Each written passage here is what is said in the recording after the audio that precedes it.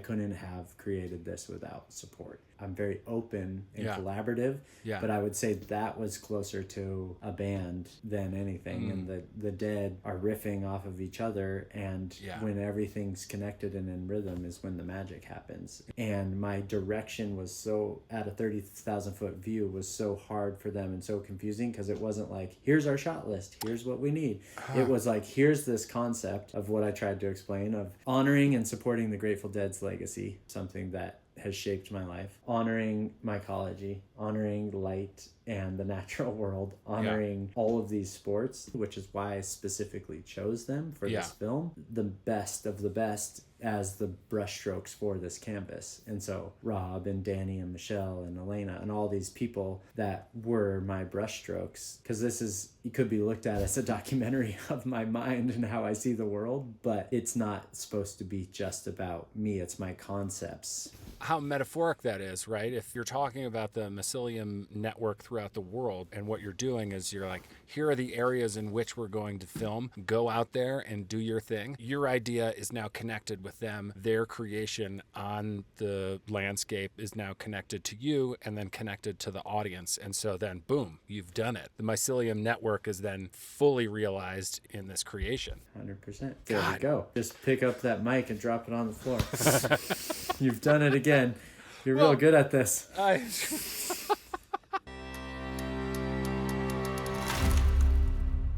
This is the Outside Podcast with Patty O. I like to think of myself as a bit of a dreamer, coming up with creative ideas for work projects, and the conversations on this podcast is my sweet spot. And I daydream all the time about outdoor adventures, quick hit backcountry missions for powder wiggles or family jaunts through snowy woods. Sometimes I go big, like the time I ran a 40-mile ultra or that week-long hut trip I did in the Monashee Mountains of British Columbia. Sometimes my outdoor dreams and work dreams collide, and that feels like peak dream time. But as much as I work out and rely on my creativity muscles, I also talk myself out of stuff all the time. And I'm sure you do too. Some armchair fantasies are so audacious, so ambitious, so damn complicated and exhausting to think about that they never leave the chair. But what if you never gave up on those super out there ideas? What if you weren't intimidated or exhausted by them, but invigorated, maybe even obsessed by them? Well, then you might be professional skier and artist Chris Benchetler. You may know Chris as snowboarding legend Kimi Fasani's husband, and you might remember our conversation with Kimi last spring about her film Butterfly in a Blizzard, which documents her battle with breast cancer. Point is, as a family, Kimi and Chris do the hard thing. In Chris's case, the most recent hard thing is the film Mountains of the Moon. Of course, calling Mountains of the Moon just a film is a little unfair. The best way I can summarize it is if a mountain and a forest and an ocean all took up residence in a snow-filled lava lamp. Now, inside this glow-in-the-dark world, skiers, snowboarders, climbers, mountain bikers, surfers, even divers and fly fishers are arcing and undulating under blacklight skies, while a scientist reads a poem about how mushrooms connect every living thing. Oh, did I mention the entire flick is tracked with Grateful Dead songs, a feat that's only been accomplished one time before in Chris's other movie, Fire on the Mountain? Conceptually, Mountains of the Moon is absolutely wild, although maybe not unexpected if you've ever seen Chris ski or are familiar with the massive, vibrant paintings and murals for which he's become known in both the outdoor and art worlds. But actually making the thing quite literally stretched the boundaries of what is possible in filmmaking.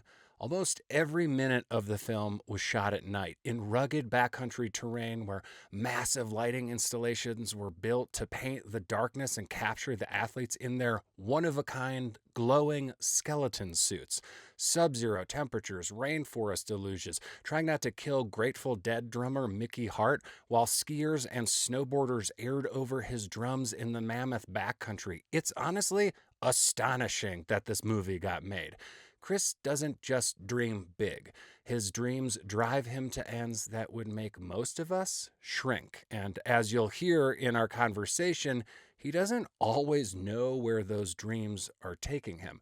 The work itself, his skiing and his filmmaking, is plenty inspiring, but it's his unwillingness to talk himself out of anything and his faith that the destination will always be worth the journey that really got me excited.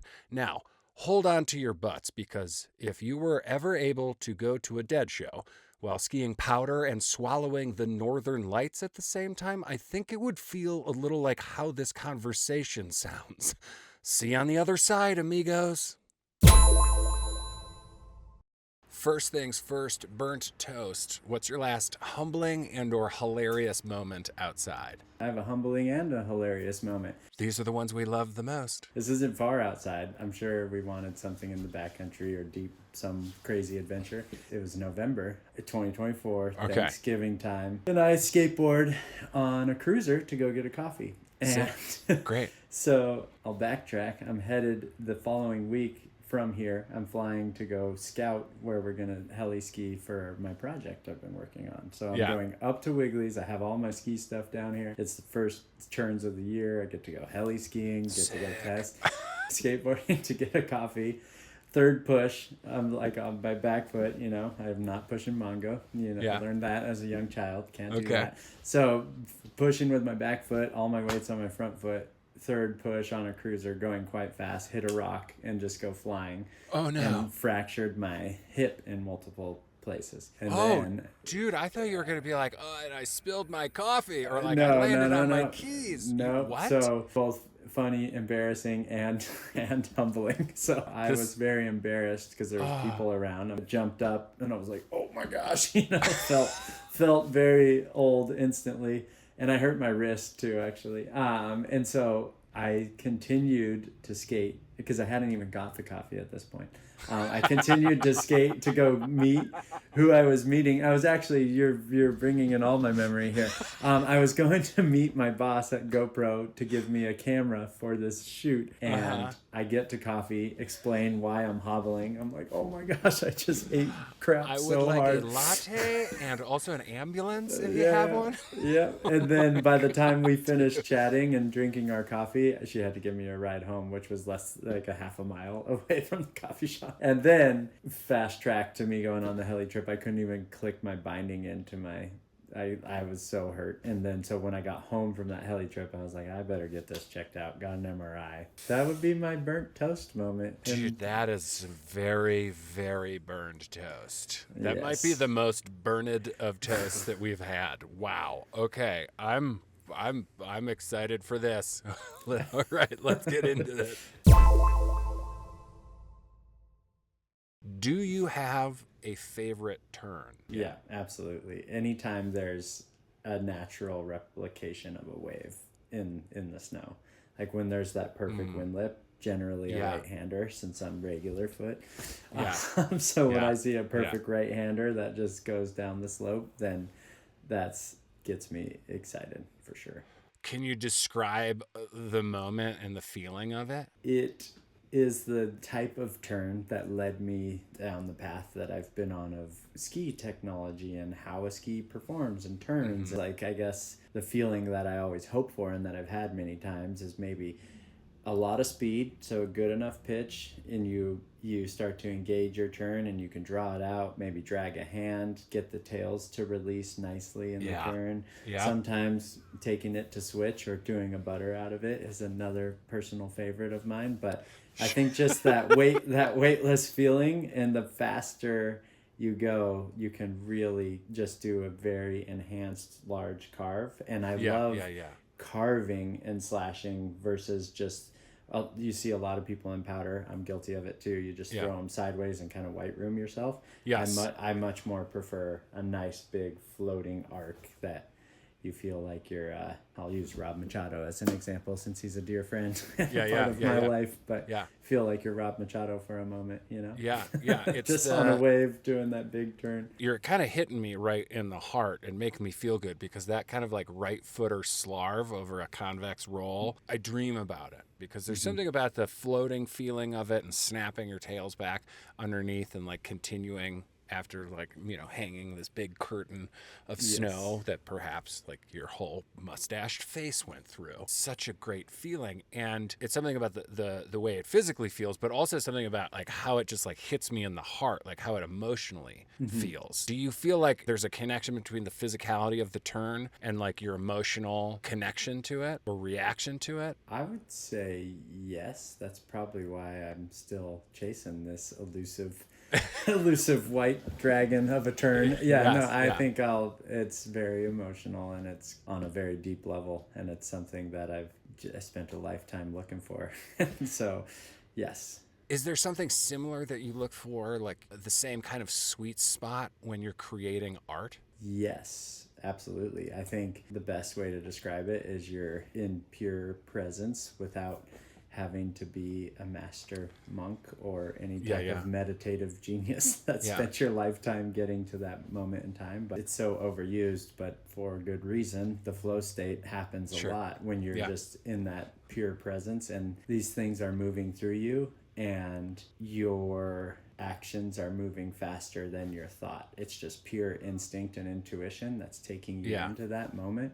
Yeah. And that happens a lot in my painting. It happens a lot in my skiing, where it's just moving through you in a way that feels so natural and feels like everything's aligned for that moment in time. I really want to mine this connection of art and skiing in you. And the reason I want to start here in our chat is that I myself certainly understand how creativity is present in my life, in the things that I do outside. And also as a dude who is pulled to make stuff for a living. But I'm wondering about the place you seem to live in, which is almost a constant overlap of the two, it seems like. And I also think that whenever kind of, discussing art or creativity or the creative process, it's pretty easy to go off the rails and into super heady description. So I'm hoping that we can stay in a little bit of a grounded place. So with that in mind, you're telling me, you just used the word heady to one of the biggest Grateful Dead fans out there. So carry on. I know. It was, we might start on the ground and up by Mars pretty quickly here, which is totally cool. You go where you want to go, buddy. Let's just say that. But many friends and family state that when you explain a project, an art project that you want to work on or that you have in mind, they say they usually have no idea what you're talking about. Do you feel misunderstood? Or are you used to people needing further details and visuals to understand the magic that is happening inside your cranium? That's a great question. I am extremely used to being misunderstood. I've been with my wife for a long time. We met as teenagers. And she's been trying to understand what's going on in my mind that entire time. So I think you're like, Kimmy, yeah, me too. Yeah, totally. And I think having that initial person to bounce these ideas off far before they get to anyone else is super helpful, because she doesn't get it. I can truly understand that most people aren't going to get it. But to your point, I've found the individuals that need less explanation.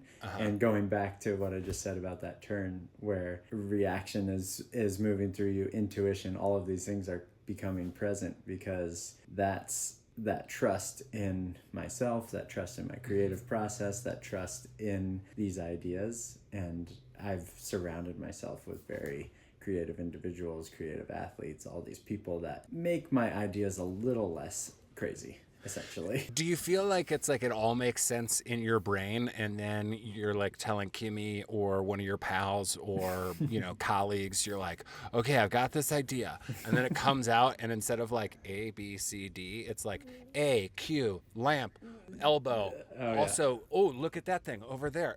Is it something about it all makes sense kind of swirling around in your brain, but then when you have to filter it through one thing, your mouth, it's maybe I need to write out an outline here. Is that how the process is with you? The process, but the worst part is, for an artist, you would think I can't even draw the outline, or it's it's an evolving, continuing thing. But it does not it's not like a puzzle fitting together in my brain either. It's an understanding of myself, an understanding of, here we go, we're going to probably get heady pretty quick here, but it's Perfect. that trust that I have been given this gift, however we get gifts in this world, to be an artist and let these ideas and these concepts flow through me, and ultimately I'm just a medium, and I don't own these ideas. They're not all mine. They come from the people I meet, the conversations I have, the subconscious mind. They come from, if you want to go to the heady realm of just like on a cellular level, of my grandparents being artists and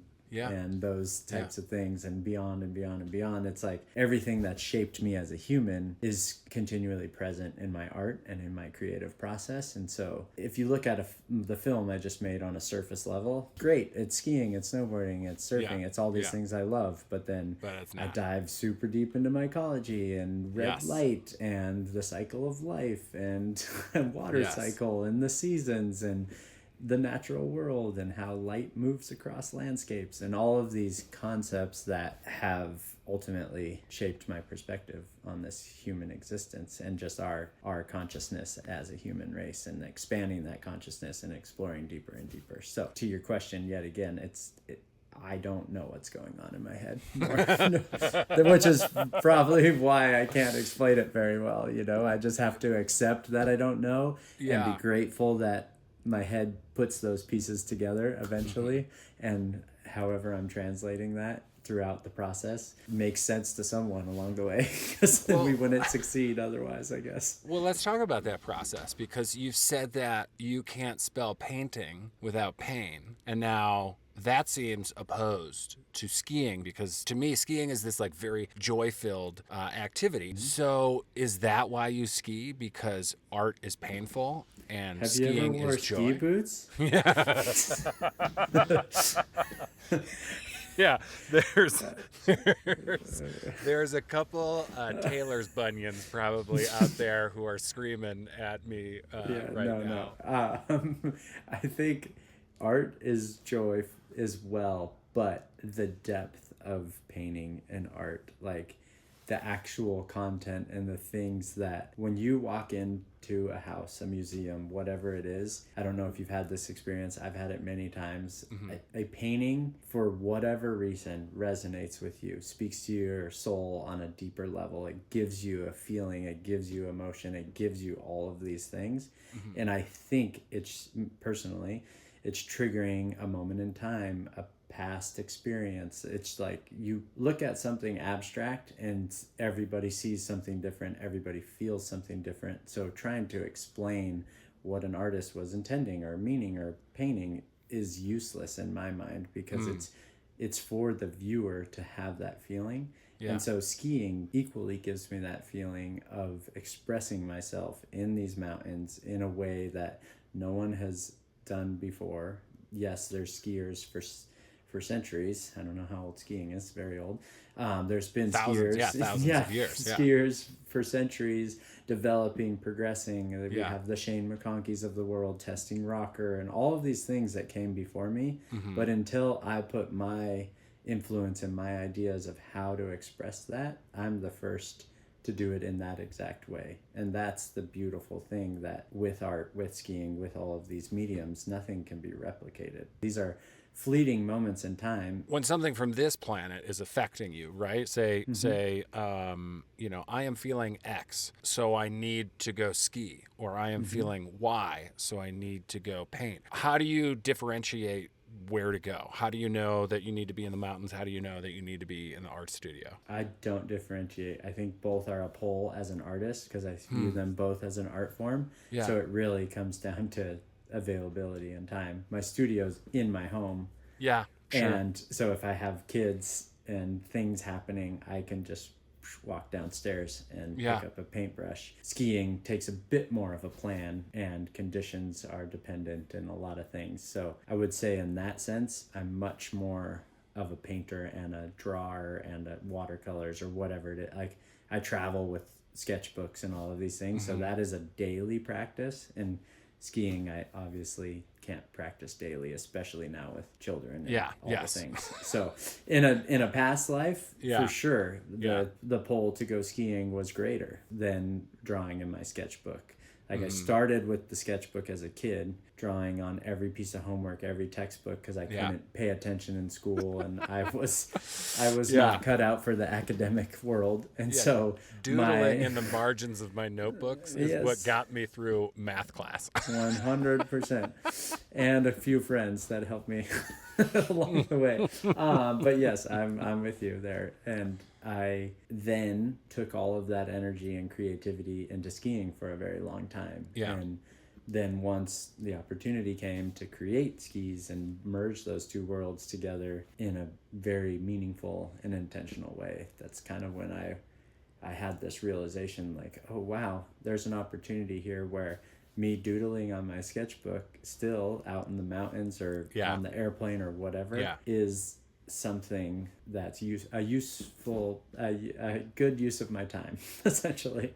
Is there any difference in your mind, in your life, between art and movement? Yes. The difference would be movement also is strategic to keep a healthy life. The way I move, skiing or climbing or surfing, there's no difference, but we need movement in our bodies in ways that I wouldn't consider artistic. Like I used to road bike a lot to keep myself fit. I used to go on a trail run, which is not necessarily my cup of tea, or there's certain things that movement are necessary to keep the body healthy and keep everything working with all the injuries. So in that respect, they're different, but a vast majority of the sports I view as art. I guess what I mean here is like athletes, especially professional athletes, train their bodies sometimes daily, year round. Do you think that creativity can be trained the same way, or does it require like a completely different type of exercise? That's a great way to ask it. I think creativity can be trained daily because that presence and just constantly letting things flow through you is when something great will happen. And the same can be said for training your body. You'll feel monotonous at times, but you'll make those breakthroughs. And with art specifically, you never know when that magical moment's going to come. Like I have hundreds and hundreds of paintings, and not to say that they're all worth everyone seeing, because they're not. I use musicians as an example a lot too, like songwriting. Many of my favorite musicians that talk about when they wrote a song, it came through them in a matter of minutes or an hour, but it was what you're saying, it was that repetition of writing every day and their ideas and all of these things, and then that moment happens. And so the same could be said for the body. Well, as an athlete, your story seems to be really driven by intuition and feel versus strict discipline and repetition. Is that free-form athletic instinct something that you consciously developed, or do you think it's more of a muscle that you worked out in your art studio and then one day, blammo, you were like, oh, this is also present in my skiing? I guess I haven't consciously thought of that, but I would say it's more of a realization than an intentional thing. And to your question, yes, you're 100% right. It's all intuition and feel. It was just realizing that it's present in both. And maybe this conversation is the first time I'm even realizing it, because it really takes really takes the time to reflect on why you do something. Because I don't often ask myself, why am I painting right now? Why am I skiing right now? I just have that pull and that instinct, and that's what I like doing, and so I keep doing it. Well, I think it's pretty clear that there's no part of you it's like, well, here's where the skiing stops and the art, or the artist begins. And so when you're in the art studio, you're a skier in the art studio. When you're in the mountain, you're an artist. And I think people who obsess over, tricks and style, communion with nature, understand what you mean about, skiing being this artistic expression. But I think there's probably a lot of skiers who see it strictly as a physical activity. There's probably a lot of skiers listening who don't really see skiing in artistic terms. So for those folks, can 100%. You explain it to them? How does making turns down a hill become a form of expression and artistic realization? I don't know that I can explain it to them necessarily because their experience is their experience. So I'll take Michaela Schifrin as an example. Okay. She has clearly done something that no other human has been able to do. It's wildly impressive. Yes. And incredible, yes. unbelievable, but she is such a machine and she is so trained. To my understanding, this should be fact checked, but she doesn't go skiing for fun. She doesn't take free runs. She is like train all the time to get the best result, and she has people in her life, coaches being like, "Oh, you're looking off, we're done for today," or "Oh, you're this, we're done," so it's and she has said there is no such thing as like a turn where she's not analyzing it herself. She's always, even if she's like, side slipping back down to the car at the end of the day, she is always working on some level of top tier performance. It's why she has stood on top of so many podiums. Correct.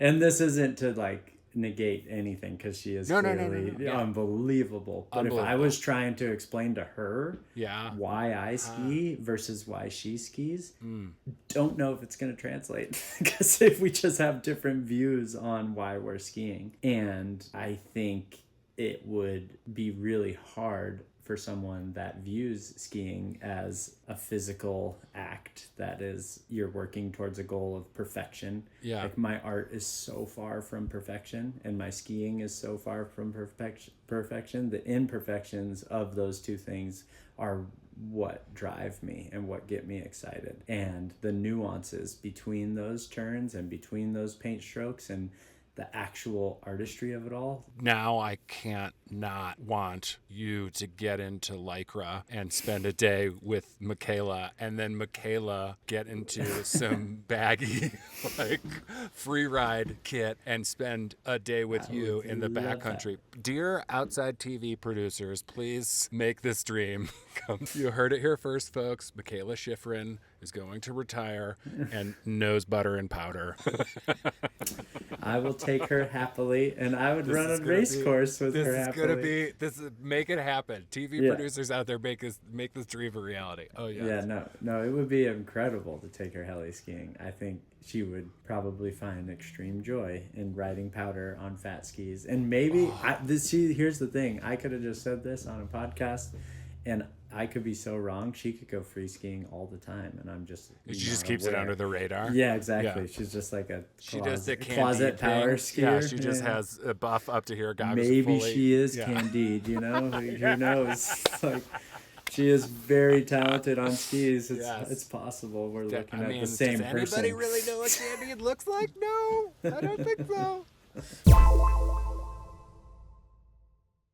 Here is your opportunity to get the headiest you want to get in this conversation. Go full Grateful Dead on me right now.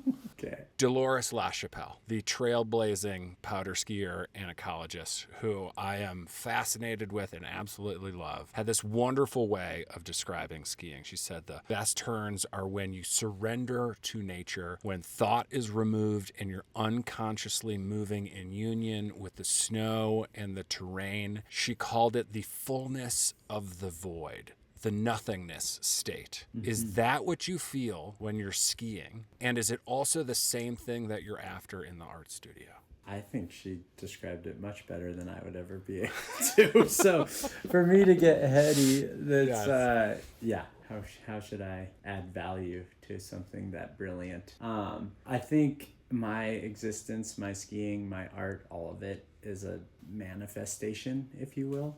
Mm-hmm. And that manifestation is simply aligning your internal compass with your external actions, if that makes sense. Oh, I love Did that. we do it? Is Dolores approved? I actually don't know this one. So Well, dude, that was pretty friggin' heady. So thank you. There we go.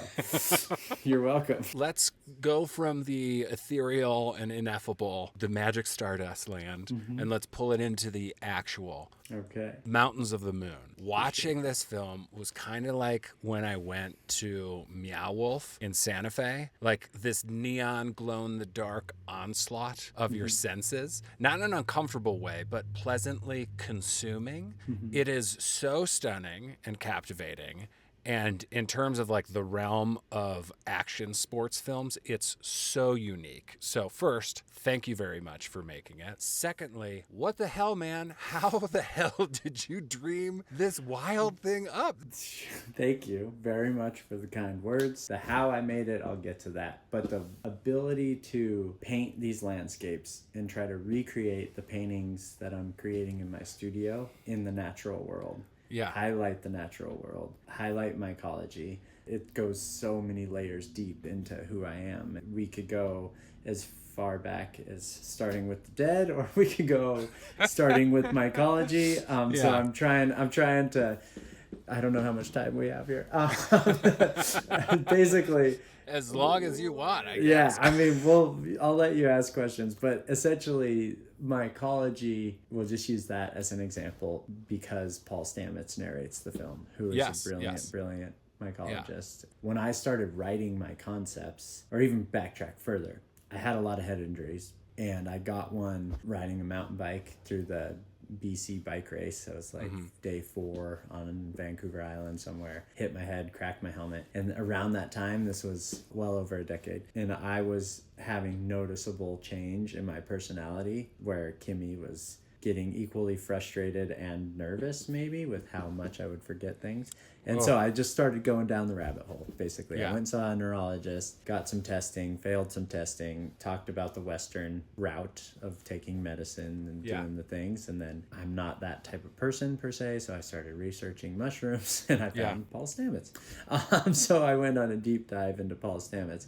And so fast forwarding now to this film, I wanted mycology to be a character in this film, or mushrooms to be a character in this film, to draw attention to how mycelium connects all living things and how we've essentially evolved from mushrooms and mycelium. And it's related to the Big Bang Theory, which is the avalanche scene is supposed to represent the Big Bang. There's like a lot of science in the film if you really listen to what Paul's saying. That is one of a million stories as to like what Mountains of the Moon represents to me. It's so much deeper than just a film. It is an extension of me. It's a piece of art, and I will stop talking so you can ask questions about the dead and the sports and the light and all the things. It is a very abstract art project that for sure is extremely hard to describe especially to people that have never really looked into mycology and people that don't really resonate with the dead. If you don't care about those two things on a surface level, you might think this film is wackadoodle. I disagree with you because I'm kind of like a casual dead fan. It's like, the Jerry Garcia band, like, I really like that one album, and like, the Dead is on, like, that's cool. If we go down the path of jam bands, like, you're gonna lose me, like if this film featured Fish, we probably wouldn't be talking, honestly. But I think, like, I obviously am a skier. I love all things outdoors. I love art, and I think it spoke to me on that level. And the mycelium stuff was like, oh, wow, this is really interesting to me. I'm not completely aware of this stuff. And I think that there's probably a lot of listeners that aren't. So I think it's worth pointing out that Mountains of the Moon is like much more than a series of just like rad skiing and surfing and climbing and mountain biking sessions with glow-in-the-dark woo-ha all over the place. Like, it really is exploring how we and our community and our sensory experiences as individuals and members of that community are all connected. Nature is living in us and through us. And that is really cool. And a lot of that is done through, like you said, Paul's narration and the visuals of Mycelium. So can you explain what that network is, what the, am I saying this correctly? Mycorrhizal? Yeah, pronunciation, I'm the wrong person to even fungi versus fungi. There's multiple ways to say it. You did good enough for me, but the connection, it's basically the world's natural internet. Paul's put out his hands and he said, in this much mycelium from fingertip to fingertip, I gotta say there's a million different neuro connections and how trees are communicating and when mushrooms pop up to receive water, and like they've found mycelium and these networks under the ocean. They've found it in space. I think the oldest living mushroom is billions of years old. Everything is so interconnected. You can refer to it as God. I grew up Catholic. I have certain beliefs and faith and all of these things, and so you can call it the universe. You can call it all of these things. But ultimately, that universal consciousness and connection all, in my mind, ties back to mushrooms and mycelium. My understanding, and tell me if I'm correct here, and maybe this is like a great way to simply explain it to the listeners, is that like this mycelium network is essentially the phone lines of the living world. And it's how the entire earth talks to one another / itself. Am I correct? From my understanding, yes. And see, we should have just asked you the question because you did a great job. That was perfect way to say it. I think in part my job is to like take big things and hopefully try to distill them. Ask a question where you go like here and explain. Consider everything. It distilled. You nailed it. Yeah, okay, cool. No. Yes. All right, I earned my gold star for today. When working on Mountains of the Moon, were you trying to show the audience that, yeah, all these things are connected? We also, in our experiences outdoors within this network, are connected not just to the network, but also to one another? 100%. What I hope to accomplish for those that have seen the film is to take people on a journey, a spiritual journey as well. We start at sunset in the film. We have the whole avalanche sequence, which is to represent the Big Bang and the creation of all living things. That takes us into the darkness. The darkness is where we live for a majority of the film. And that darkness is now taking light as my paintbrush and sculpting the land with light, so highlighting contrasts and colors and textures. And the snow segment, as you saw, was very drawn out, very slow music, very intentional to really make you feel like we were painting these landscapes. And then climbing is supposed to represent ancient wisdom, and the creation of rocks are some of the oldest living things on the planet. And then we go into mountain biking, which I wanted to go to the old growth forest because that is where mycelium is most known and present and living under the soil floor. And as you said, communicating with the rest of the world. And then we go from bike into Mickey's whole segment, which I have to give my flowers to Mickey Hart. He's been incredible on this journey, and so cool. He live scored that whole section. I don't know if you know that, but he really took that section into his studio and live scored that. So that is the only track that isn't a Grateful Dead track because he actually made that just for this film. Yeah, but he's the drummer for the Grateful Dead, doing his own incredible percussion set. So my hope was to have drums be a culmination of all the sports, all the seasons, all the things combining into one. In Drums in Space, for those like yourself that maybe don't know the Dead that well, is a section in every Grateful Dead show where Mickey takes people on this journey. And so when we get into space, that is where Kimmy Werner pops in, and I wanted to go with jellyfish. They seem extremely alien to me. They seem like the mushrooms of the sea. They seem like something that I don't truly understand, and they also absorb light and do really cool things at night underwater. And so there was all these different concepts and ideas, and I couldn't figure out how to get us to space, so we went underwater. so we didn't quite have the budge for NASA. Yeah, NASA wasn't on the table.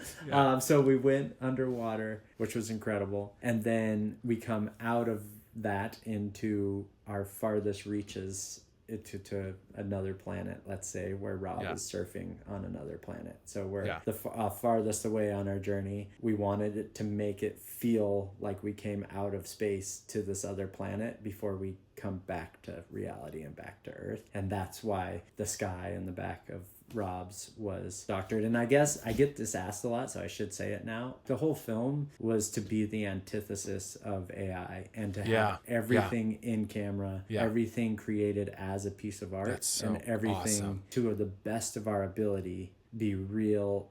And like there's these gobo shots with my projections of artwork. We had lasers out in the field. We had Jeff Wright, one of our filmers, made this incredibly cool filter that if you saw like in the drum section, all the little mini steal your faces, and we would take our headlamp off and it would look like we were steal your face right off your head, which is a song lyric. So we had all of these amazing things. Those were all practical? All practical, in camera. He oh my God. it was insane. He was using Christmas lights out there, and in the fire scene you can see all the little dancing bears. That's just a filter in front of his lens, and that's really that's all the flames and stuff. So that was none of that was after the fact. None of it was like visual effects. Christopher Nolan ski film artwork. You're blowing my mind. Well, dude. If you're gonna put me in that realm, thank you so much. Conceptually, this seems like a logistical nightmare to produce. Like, this beautiful thing that you have made is wildly audacious, and like no one will confirm the actual budget for this film. I have to imagine a lot of money and time and brain power and creative power went into it, because it's like things like the iridescent skeleton suits, they took 6 months longer to create than expected. Like, you also shot at night, sometimes very deep in the backcountry, hauling lights and laser rigs, generators, plus oodles of camera equipment. Shooting this seems like an immense lift, but was there one specific day or location that stands out as the most difficult? Yes, I'd say logistically, Mike Wiggly's Heli. The temperatures were -20. We were out. It was in January, pretty far north. You're at Blue River. 18 hours we were out there. The helis can't fly other than National Guard and some military helis. Helis don't fly at night. So we couldn't get support if my broken hip, which we could go back to, was not doing so well. If we got really hurt, we had to be stabilized in a tent. The same genius that made the suits, Shane, fabricated these insane diesel heaters for the tents and stuff just to keep us warm, because it was so freezing, and to also charge the batteries, keep the batteries warm, do all the logistics and Wiggly's was absolutely mind-blowingly difficult. And then because there's no helicopters, we're accessing everything by foot, and so base camp to the top of the mountain is a multiple hour skin, and you're talking about skinning lights, stands, and generators, and all of these things. Like, logistically, Wiggly's was insane. I mean, it's gorgeous. It turns out, and you're like, thank God we did this. Of course, you don't know that going into it. So how in the hell did you sit down and plan this thing and think like, I don't know, this all seems pretty reasonable, we can definitely do this? Like, how was there never a point where you or someone else in production were like, Chris, I love your big, beautiful brain and your art, but holy man, like, I don't know if my quads can handle this. I think my feet are gonna like fall off or turn to ice cubes. You're nailing what every single person said. I was basically told that Wiggly's wasn't gonna happen because everyone was doubting me. Yeah. I'm sitting at home putting all of my time and energy and manifestation into this thing, and I'm like, you guys, we have support from a heli operation. We have support from Altera/Icon, who owns Wiggly's and Mammoth. And they're telling us they have availability during this time. There's no guarantee for snow. There's all of these things working against us. Like, I have a broken hip. I'm not going to be able to ski that well. There's everything was working against us, and every single person was becoming so negative, to your point. Like, this isn't going to work. This is crazy. Blah, Would blah, you blah, call blah, it blah, blah. negative or rational? Rational. They're being rational. Yes.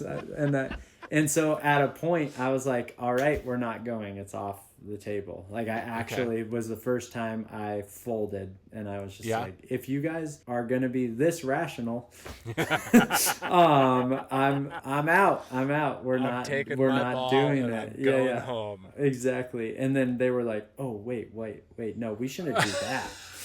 And then so they, after that, no one said anything to me anymore because I actually got to my tipping point, and it all worked out because we put so much energy and thought into every single layer. And then obviously Wiggly's came forward in a massive way with their guides and their staff and their protocol and safety and all that stuff. So unbelievable. You know, I think it's been described by people who are on the shoot as like the most high functioning that they've ever been a part of, or something. That's my existence. I'm just a high functioning.